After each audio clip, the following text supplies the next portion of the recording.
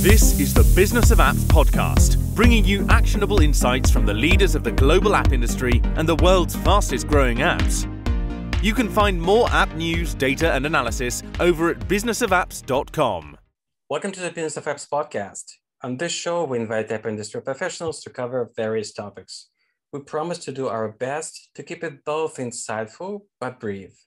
In this episode, we have Nicole Chin, growth at Mindvalley. Nicole, welcome to the Business of Apps podcast. Thanks, Art. Excited to be here. Thank you for having me. Terrific. It's great to have you on the show. Okay, if you've been involved in app marketing for some time, you know that above all other notions that you need to be familiar with as an app marketer, there's this one, growth. Growing a plant, growing a child, growing a crystal on the International Space Station in a zero gravity, and yeah, growing a mobile app. All these things I've just mentioned require planning, a holistic approach when you see all your activities as a system. This is how you can win in this race called app business. To guide you through this non-trivial process, we've invited Nicole. But before doing all that, let's start with you, Nicole. Tell us about yourself. Tell us a bit about your background. So I'm currently heading marketing technology and growth in Mindvalley. My background of how I got here is kind of interesting and unconventional. I actually started off my career as a management consultant, stumbled upon an opportunity to get into the tech space. And I found that so interesting. I was really new to digital about maybe 5-6 years back. And basically I stumbled upon it by chance and decided to stay, and just eventually found myself really string towards product and marketing, and always trying to find a balance in between, right? Especially with today's companies where we're moving towards more digital products, which also means that fundamentally it's a technology company. So then how do we bridge marketing and product? And that's where really growth kind of comes in. How do we kind of bring the voice of the user, but at the same time build a product that users actually want, and incorporate the whole thing into a system, let's say. Right. So to find the balance between the technology, numbers, and human emotions, people and their... Yes. Right. All right. So tell me about Mindvalley. What do you do, guys? So Mindvalley, currently we are an ad tech platform. We've been around for quite a while. We don't really consider ourselves a startup anymore. We've been around basically since the early 2000s. However, current Mindvalley, we still consider ourselves pretty much startup-like. And the reason for that is because we've had a lot of pivots. We've recently launched a Mindvalley membership, and it's quite new. It's only less than 3 years old. So prior to that, we were selling a lot of single courses, very focused on the author and the kind of content that we just put out. But now we're focusing on subscription. So that's where we're at today. So conventionally, I think we're not a startup. However, we do operate like one.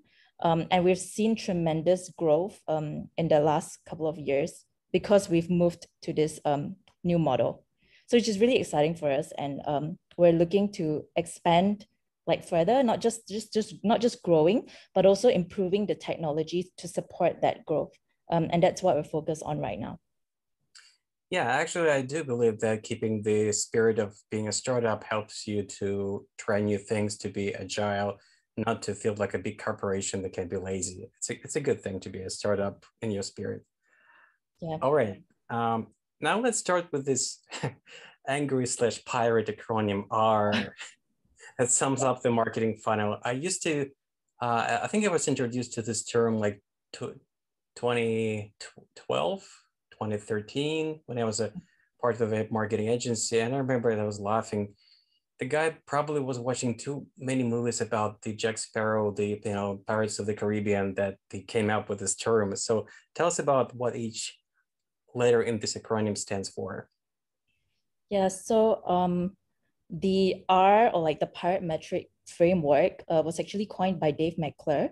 He's quite known in the growth and product space.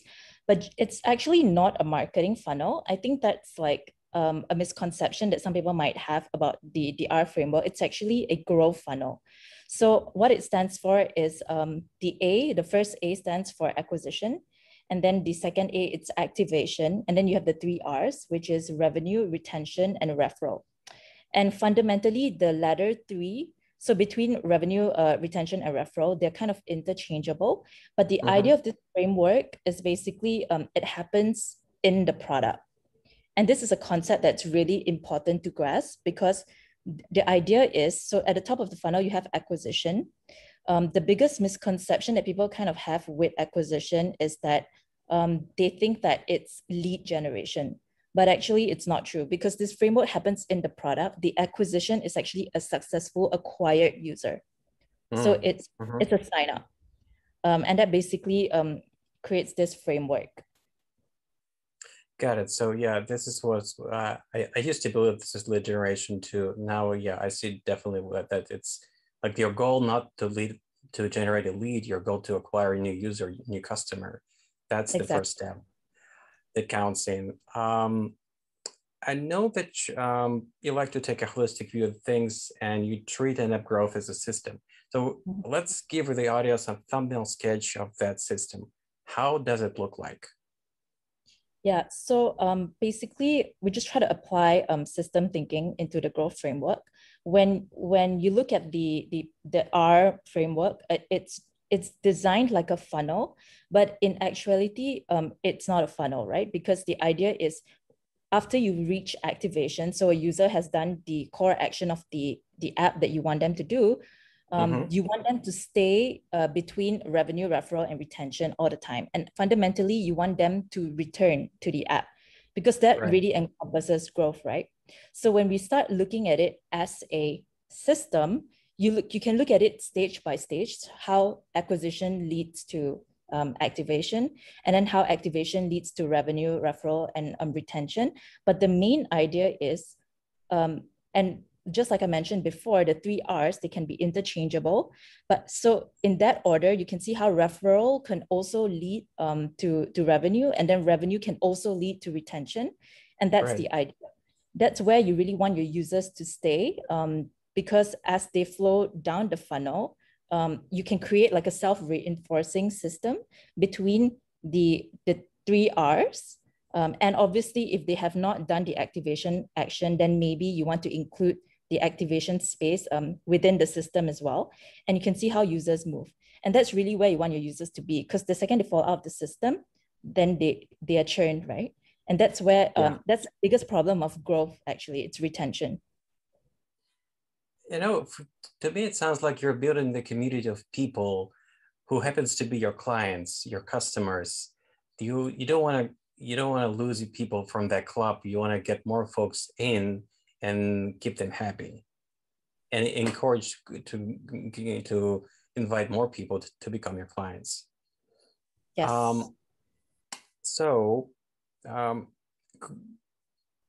Well, growth is on every app marketer's mind, but it's a long-time effort. You don't want to launch an app or business that it will exist for a couple of weeks and it will just collapses. So my question is it possible to automate an app's growth? Because otherwise I don't see how it's really feasible to sustain app growth for a long period of time. Essentially, it's a marathon. It's not a sprint. So you do want to be able to automate part of what you're doing, and ideally automating growth would be a great thing. So is it possible to do? So I truly believe it's possible. However, there is a foundation work that the business and the app has to reach first, and that's product market fit. A lot of times, if you don't reach product market fit, no matter what you do, it's going to be very difficult to grow because fundamentally, you're not basically addressing a problem that users have. And although you can like, use paid acquisition and use some traffic to bring all these guys, but at the end of the day, they will churn. Right. And again, that's also why growth is such a huge issue because most people churn. So to reach that product market fit, it's really difficult. And along with growth, so when we look at it as a system, technically it can be automated, but it doesn't mean that you stop optimizing, right? It doesn't mean that you basically map out the metrics that you have that you're trying to track, and then you just like, oh, okay, I have basically included like like I put a share button, oh, now everyone's gonna start referring their friends. Done. That's not the case, right? Because you also have to look at, on the product level, how do you increase adoption rate? How do you increase the conversion rates from users who are at like on a retention level? How do you get back to come back? How get them to come back and give you revenue? So it's a lot of optimization. It's a lot of A/B testing that you have to do. But at the end of the day, if you have not reached product market fit, it makes things a lot harder. So that's the foundation of it. You got to find the product market fit, and a very good benchmark to look at it is just to look at when you first launch a product without doing anything too drastic, meaning like you're not spending like millions of dollars in traffic. How are you or how are your users organically behaving? How are they staying on day 30, in day 60, and day 90?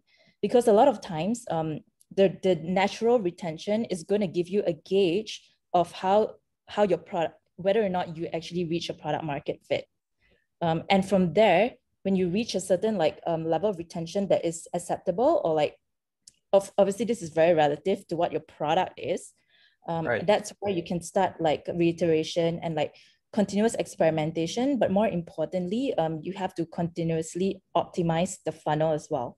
And if you can do that and have all the action steps and the touch points for the user to make these to make it easy for them to flow through the system, that's where you can really see growth automated. And doesn't mean like, you have this system, you just hands off, because as we know, like your users are people, and people change all the time, like, so we have to constantly reiterate and reiterate. And if you just do that, like your product can really lead the growth for your business. Yeah, essentially, you just can't force people to love your product. If it doesn't work for them, no matter how much money you're going to be pouring in your user acquisition effort, it's not going to be fruitful. Just going to waste your budget. It's like when somebody comes into the dress store and tries out a new dress, and you just let that person to make up his mind. You're not pouring any money on advertising. She's here, she's trying it, she likes it, she's gonna get. So you're giving your audience time to check out your app and see if it works for them. I don't know, you would suggest to wait for a couple of weeks at least? Yeah. So I definitely think that like if you're looking at retention, you've got to look at it on a more long term. Again, it really depends on what your product is. If you have like, let's say if you are in transportation and rides, and like that people are using your app to like for transportation, then the stickiness is going to be a bit higher. So then your benchmark might be a bit closer, like maybe or like if you notice a user who just uses it on the weekends, then maybe the retention rate for them is more like on a 7-day basis. So 7 days, 14 days, 21 days. But if you're like Airbnb, for example, this is a classic example, right? Like you don't travel all the time. For most families, depending on what profile you are, you might travel once a year. So then their repeat rate and their retention rate could be as long as like 1 year and 12 months. And it's fine because everybody has different natural frequency, right? Exactly. So it's a good example. Yeah, so it's really a matter of like really understanding the value of your product to your users, and then the different kind of users who are coming to the app, and then watching how they behave. And then you can set different benchmarks. So it's not a one size fit all. Even within your product, you can really drill down further. And the idea is really like, how do you get them for 20% of the users who are coming back? What about the other 80%? If they fall in the same category that you're trying to optimize for, how do you get this 80% to come back into the app within that same time frame? And that's the key, right? Gotcha, Nicole. Speaking of benchmarks, what would be the bare minimum of KPIs for an app marketer to track? So what is your suggestion? Yeah. So when it comes to growth, especially, I definitely think it's MAUs. And MAUs is a very loose top line number. depending on what stage your app is in, then maybe monetization like really matters. But I think because apps are so abundant these days, like a lot of people just like push out, like what you really want to know is whether or not there is traction for the app.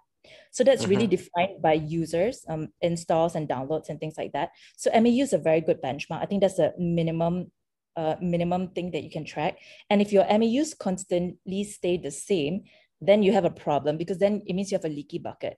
If your MAUs stay the same, but you are not acquiring new users, then technically that's a good thing, because it means that your users are coming back at least once in 30 days, which is ideally what we want every user to do, right? At least once a month. That's ideal. But again, depending on the nature of product, it kind of changes. So definitely in terms of users, I think that's the most important metric to track.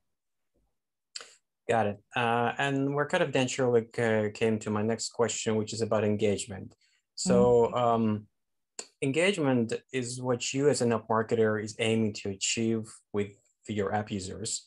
We definitely don't want people to download an app and forget about it in the next day or the next week. So what strategies would you suggest for app marketers to implement to retain app users? And I do want to stress on that I'm not talking about techniques when basically, I don't know, Facebook would be a great example. When you see this counter of unread push notifications on the app, you click on it and it turns out there's no value in it. It was just the push notification for the sake of making you click on the app and get into their monthly stats to report that they've got the inflation on their monthly activation user, monthly active users. But in reality, there's no value at that specific technique. People are not getting more information, more value from the app. They're just clicking for the inflating the metrics. So we're talking about the healthy way of keeping people engaged and getting great value from the app. So what strategies would you suggest to app marketers? So I love the example that you gave. I think it's a perfect example of a company that is marketing and a company that is trying to provide value to the user. Fundamentally, I believe that when we look at our users and the adoption of the product, what we want to do is we want to give them more value. And instead, like what a lot of like apps tend to do is we want to get more value out of the users. And I think that's a rabbit hole you might not want to go down, because if you keep doing that, that's how you also lose users. So the idea of engagement, I think the very simple strategies that you can do now is, again, like going back to the ARRR framework. You really want to see where the user is at. Like, have they been activated? If they have been activated, why are they not coming back to the app? How does this user look like? What is the expected behavior of this user? Does he fit into a cohort that is expected to come back every 30 days or 7 days? If he fits into a cohort at least 30 days, and then towards like closer to the 30-day benchmark, that's where you start engaging him. Like, oh, we haven't seen you in a while. Like, hey, here's like something new that this is what's new for you. Come and get value from the product. So I think this is really more like a strategy, like a marketing strategy, but also a little bit more of a product strategy and business strategy, whereby like when we talk to our users and we try to get them engaged, we need to make sure that we're trying to get them engaged because we want to provide value for them, and not because we are trying to suck out value from them. It's two different like perspective, and it's really like do or die. Yeah, you just made a great point. When you're trying to inflate your numbers, you're actually getting more numbers, but you're losing people, and you end up with just numbers that don't deliver any value. They're not representing real people who are coming to your app to get some value. They're just numbers. What do you consider to be the hardest part in mobile app growth business? Definitely in retention. I think even if you have like an amazing product now, unless like you're a monopoly in the region, there's always like competition. And the thing is, like, the business of apps these days is like wide, really wide. There's a new app coming up like every day. Like everyone's like trying to copy each other. Like, and because it's almost so like, I don't know if I want to say easy, But because it's almost trendy right now, right? Like the app business, everyone wants a piece of the pie. So everyone's coming in. So not even if you have a great product, there's also like a brand element to it. Like your presence outside of the product. Like how do you get the users to remember that you're there? Because a lot of times, like they might love your product, but amidst of all the noise, the hundreds of like notifications on the phone, how do you not get lost in the mix? So I think that is the very tricky part. Because like sometimes I think like especially if you don't have your product market fit and you see this like churn, obviously that's a very like clear sign. But I believe there will also be cases where like you do have product market fit, but you still see churn. And the thing is, we will always want a lower churn. It's a never-ending optimization. Netflix churn can be 2%, but I bet their target is like 0.1%. Yeah. So we will always be Definitely. optimizing for the same numbers. But I think retention or churn is probably the biggest challenge in app growth. Even if you're Netflix or Amazon, you have no idea what's going on in people's heads and what's going on in their lives. You never been able to be in a position when you know for certain why exactly your customer is not using your app on the the template of usage you've defined for him or for her. His or her life is changing all the time, and this element of unpredictability, even if you're Netflix, you're not in control of that part. So you're going to get some churn no matter how hard you're trying, right? Exactly. And I think like a lot of people also think that, oh no, this is easy. We'll just ask feedback from the users.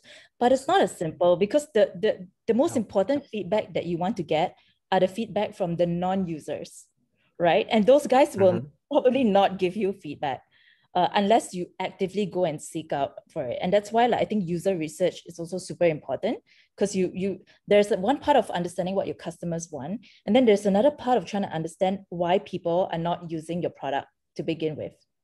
So it's really being able to find a balance and like building a product that addresses a majority of the needs of these two kinds of like users. Gotcha, great. So switching the gears, we've covered the major topic on the table.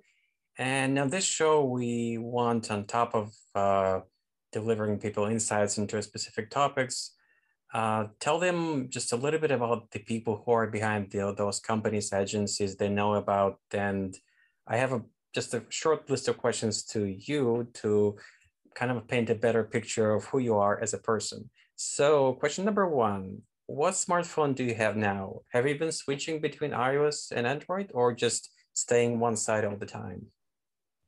So I am a very loyal Apple user. I have never used an Android phone. I do have one, but like I use it for like testing, and also because I do app marketing. Yeah, but primarily I've always been an iOS user. And I always have this saying, I feel like Apple should pay me for like promoting them. But anyway, I always have this saying like, once you go Apple, you never go back.